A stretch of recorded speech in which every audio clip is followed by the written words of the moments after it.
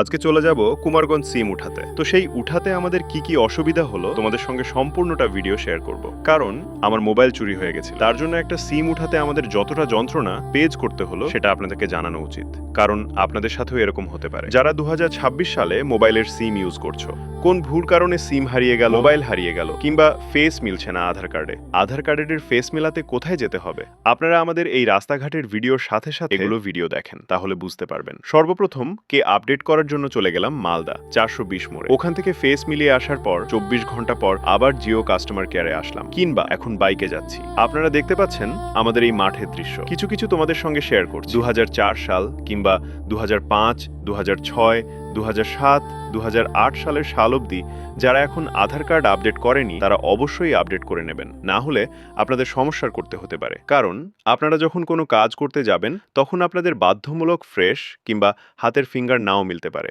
তাই এই ভিডিওর মাধ্যমে কুমারগঞ্জ যাওয়ার রাস্তাতে তোমাদের সঙ্গে কিছু কিছু টিপস শেয়ার করলাম। খুব ভালো হলো, দেখো ভিডিওটা, না হলে বুঝতে পারবে না। জিও ডিজিটাল লাইফ আমাদেরকে দেখা একটু।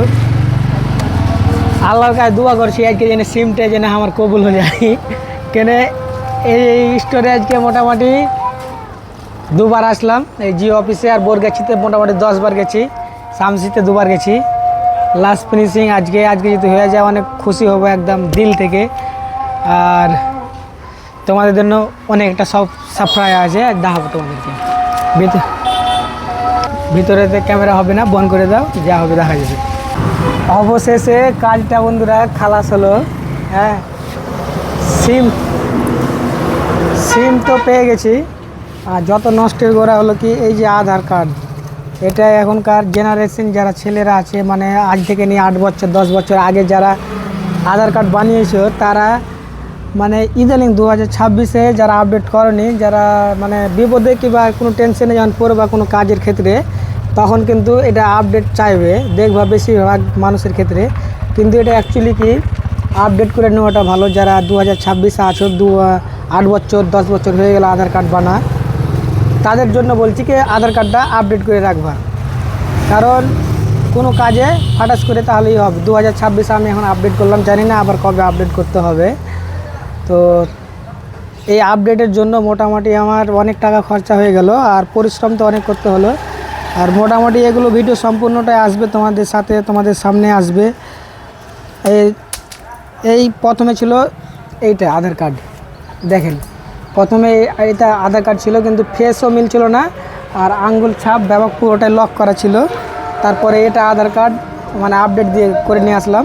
তারপরে এখন এই জিও কেয়ারে আপনারা দেখতে পাচ্ছেন, এখানে কাজটা করতে পারলাম খুব সূক্ষ্মভাবে। তো অনেক হ্যাপি হলাম।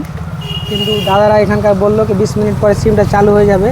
আরও মানে আনন্দ শেষ নেই। সম্পূর্ণটা ভিডিও বাড়ি যেও তোমাদেরকে সাথে শেয়ার করবো। তব তক চলো।